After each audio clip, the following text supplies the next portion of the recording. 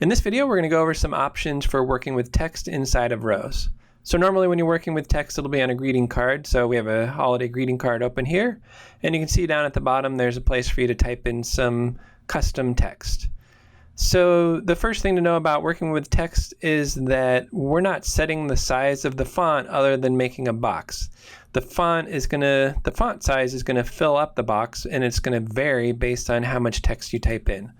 So you can see if I just type in a little bit of text here, that the font is pretty large. We would say that's probably a little too large.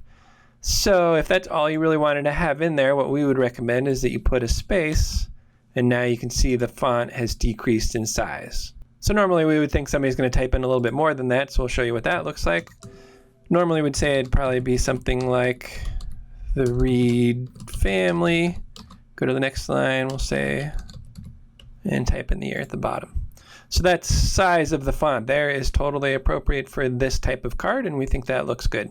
So now that we like the way the size of the font looks, we can also change the font. Unfortunately, the options are down here at the bottom, and I can't see them the way this is currently laid out. So to fix that, we're going to move the images from the right down to the bottom. Normally we like to have the images load up on the right, but this is one case where some of the options in ROES are hidden if you don't have stuff at the bottom. The ROES company seems to think that most people are going to want the images at the bottom, and so they give you a way to do that. Up at the top is a little icon that'll move the thumbnails down to the bottom, and then there's also another one over here under the options that moves the options over to the right. So now that I have the thumbnails at the bottom, if I highlight the text, now you can see there's more options down below. And you can change the font by clicking on the font button. And here it's giving you access to all the fonts you have installed on your system. So it's not giving you a preview of what the font looks like. You would have to know which font you want. We'll just choose one here.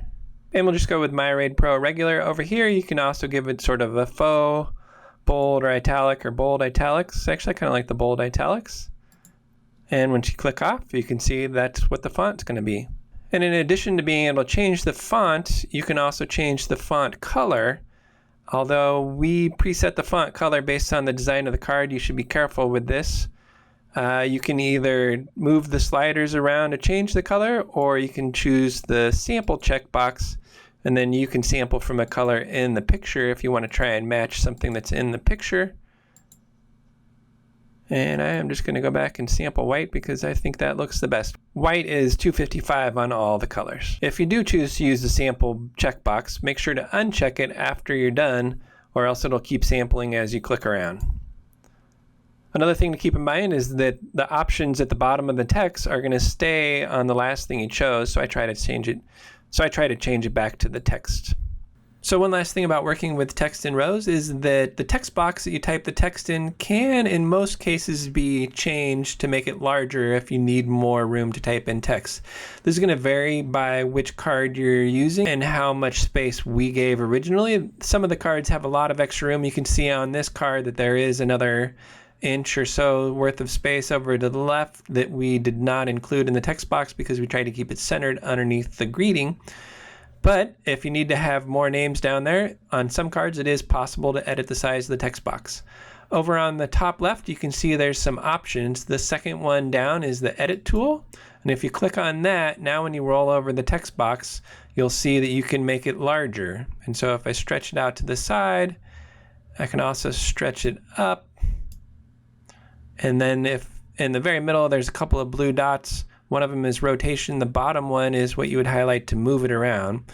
And now you can move it down a little bit. So now you can see I made the text a little bit bigger by making the text box larger.